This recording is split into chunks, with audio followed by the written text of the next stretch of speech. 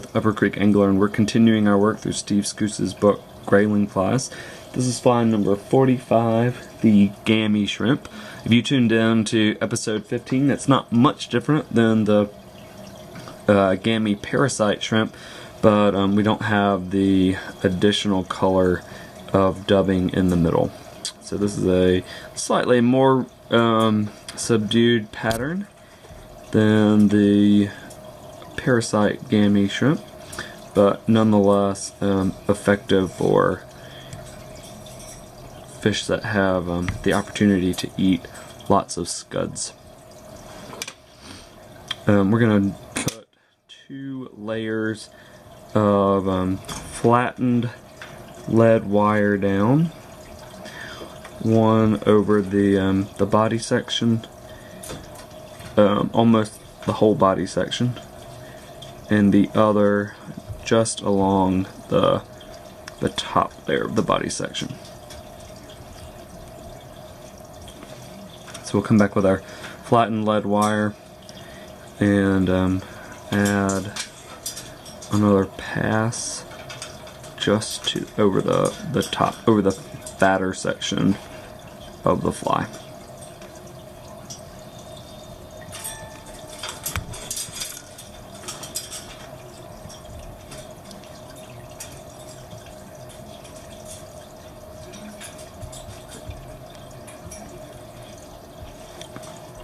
Now that you've got that built, the last thing that you want to have happen is for your lead wire to split out on you. And so in order to prevent that, we want to make sure that the lead wire has nowhere to go when we start wrapping over it. And to do that, all you need to do is put a thread dam in front of the bottom base, and then do the same thing in front of the upper level, that secondary wrapping on both sides, so that when you really begin to cover the body up, it literally has nowhere to go because it's been sealed in by thread. That's a common complaint for using lead wire that I get from lots of the folks that I teach to tie flies, is they go to wrap over the lead to cover the body up, and it starts to split out on them or go in a bunch of different directions. So I'm not terribly worried about a really crisp taper on this. Scuds are kind of uniformly fat, and most of our taper was taken care of with the second layer of the lead. So this looks about right to me, and we'll bring our thread back down here into the bend of the hook, and we'll tie our next set of materials in reverse order. For the ribbing on this, I'm using some fine gold wire. According to the book, you could also use some 4-pound monofilament that has about the same diameter as this fine gold wire. Normally I care a lot more about how I tie that in, but in this purpose it is not important. The shellback is a prepared piece of thin skin. I'm using the clear mottled for this. So it's just some clear vinyl. It comes in a sheet. And to make it easier to tie in, you can cut yourself out a long V, and as you see, it ties right in really nicely. Our body material on this is, I'm using the Davy Watton SLF squirrel dubbing in bleached ginger. It's a mixture of squirrel and synthetic antron fibers. Really like this material. It's really easy to brush out the legs of the scud. So we'll just dub this on loosely. This is not a time for tight dubbing, because you want to be able to pull the material out with a Velcro brush when we're done with it to simulate the legs on the scud. In the book, Steve uses a tan colored thread. I'm using a kind of a more rust colored thread just because I tend to like for the head of my flies to stick out just a little bit. I don't actually think it matters in the end though. And this kind of looks pretty fat right now, but when we rivet and when we pull a lot of these materials down for the legs, it will it's going to thin out.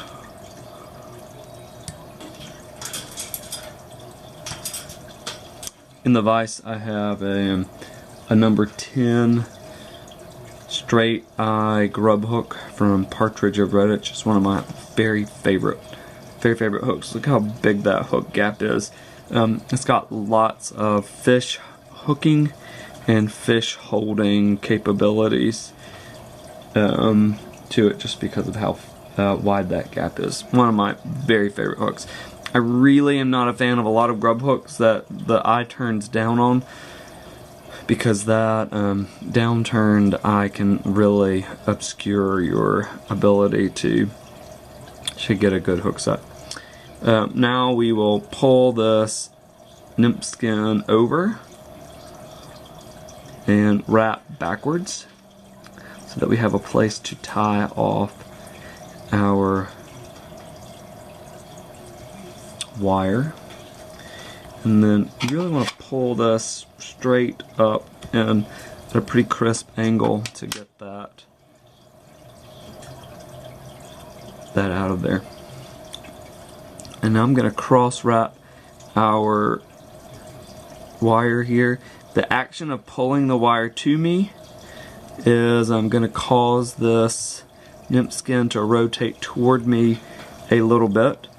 And so you just want to check every now and then to make sure that you're getting the thin skin even on both sides of the fly.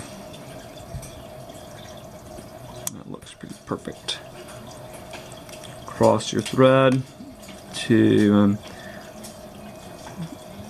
tie off the wire, and just come in on either with a pair of unusable scissors at this point in their lives, or helicoptering it off. Break that connection. I have a habit of tying 2 whip finishes. One to tie everything down before anything has a chance to go wrong, and then a final one where I apply either a brush full of Zap-A-Gap super glue or a brush full of clear nail polish varnish. So either one is acceptable here, and we'll just pull that down and tighten it. To complete this, we're going to take our handy dandy homemade Velcro brush and just rub the bottom here. I want to come in and really pull a lot of those fibers out so that we get some of these legs coming down. That's almost it. That hook is super sharp. So there you have it. Fly number 45 from Steve Skuce's book, The Gammy Shrimp. Sure to catch fish anywhere there are freshwater shrimp.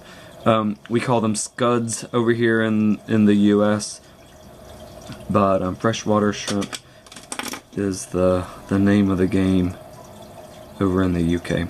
So these are really awesome fish catchers. There's not a lot to be afraid of for fish to come up and nail them. So tie yourself up a whole bunch of these. Certainly do not be afraid to really get in the water where there's lots of grass beds where scuds and freshwater shrimp tend to hang out, and get yourself up a handful of them and see what colors they are in your neck of the woods.